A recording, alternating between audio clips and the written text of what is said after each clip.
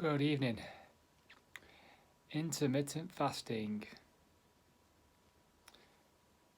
I'm 23 hours into a fast. 6:30 last night, Sunday, 17th of January. Not eaten since then.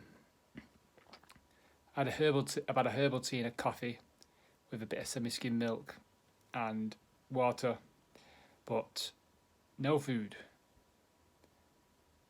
for 22 hours and still here. Still breathing, still talking, still speaking, still talking, still walking, as I've just been for a short walk around the block. And yeah, it felt good to share that about fasting. I heard a few people doing it, and I listened to a podcast from the School of Greatness podcast. And who was it? Can't remember the name of who was on it. He was a doctor and he was talking about intermittent fasting. It's in November. So go to Lewis House podcast on Spotify and go back to November, early November. And there's a doctor on there. He's talking about benefits of intermittent fasting and just putting to bed all the scams, all the lies, all the myths about why intermittent fasting is dangerous, how you shouldn't fast, how you should eat 5 to 6 meals a day, how you should eat every 3 or 4 hours, how your body needs energy from food, how you should never skip breakfast, why you should never skip breakfast. So yeah, given his perception of all these myths that we sort of grown up with, we sort of taught as children that we should never skip breakfast and should eat 3 meals a day every day. You shouldn't eat 2 hours before you go to bed. You should eat something before you go. You should eat something after you exercise. You shouldn't eat 2 hours before you exercise. So there's a lot of should do's in this world. You should do this. You should do that. You should have 2 liters of water every day. You should sleep 8 hours a day. You should go to bed early. You should get up early. Anything else you should do's? Many should do's. Yeah, you should eat. Oh yeah, that's another one. You should eat five fruit or veg a day. You should eat protein. Yeah, that's another should do. What else is a should do that we sort of brought up with? You should eat protein. You should eat vegetables. Yeah, you should eat carbs. Yeah, you taught that protein's the best source of energy. You taught that you need protein inside you to build muscle. And yeah, I did a nutrition course and with all the lies. So, well, lies according to this guy.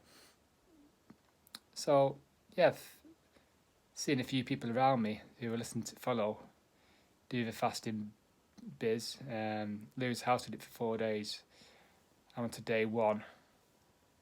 Yeah, just planning to do one day. I'll be back to my porridge tomorrow morning at 7 a.m. So that'll be 36 hours fast. And how am I feeling? Not much different.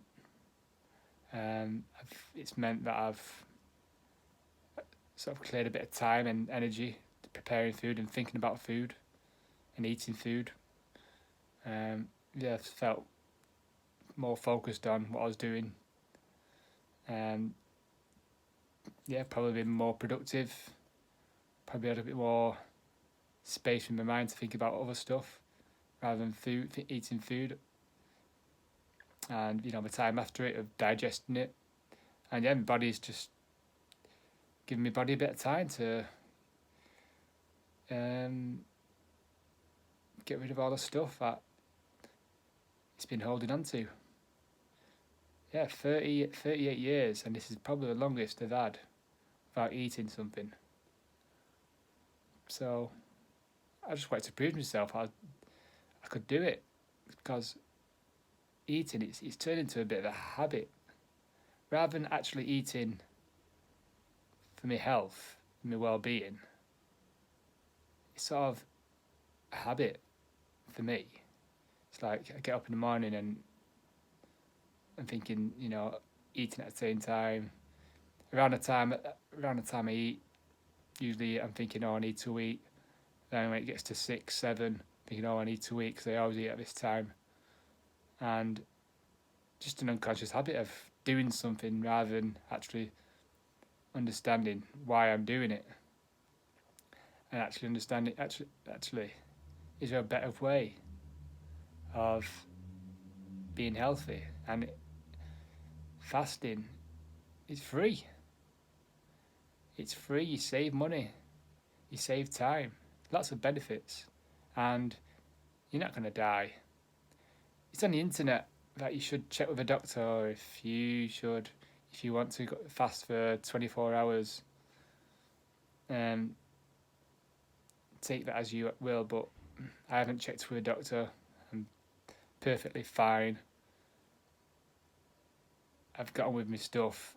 I've been quite active. I've been taking actions,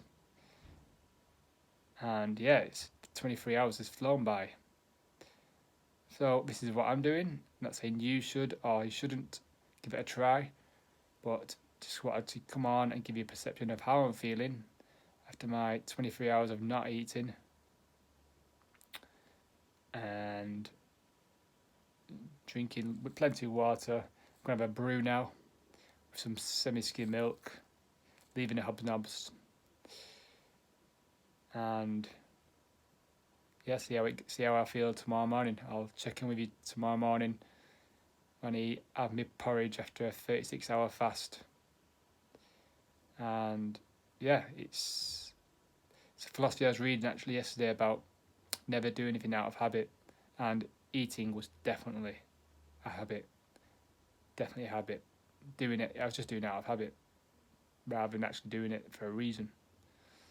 And yeah, just to prove to myself, like, if I need to go without food for a day or two, I can do it. There's no fear there. And yeah, I put a post out yesterday about money and how people say, oh, I need money to eat, otherwise I won't be able to eat. So it's one of the lies that we tell ourselves, that we need money to eat. But I'm proved today you can go 22 hours without eating. Could I go another day or 2 or 3 or 4 without eating? Surely. I'd probably go a month without eating. The amount of it last 38 years, probably go a month without eating and probably feel the benefits of it. But am I going to do that? Probably not. Not this time. But it's just proof that but the lie that you need money to eat, it's just a lie. You don't need to eat. You'll be perfectly fine not eating, especially if you're overweight. If you're overweight, I'm not overweight, probably underweight, but if you're overweight and think of all that storage you've got, you could probably go a month or 2 or even 3 months without eating. Think of how much you'll save, and that story we tell ourselves we need money to eat, null and void. It's dead.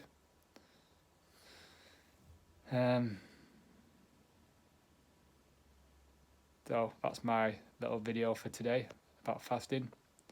Feel free to share and comment and ask any questions of how I'm feeling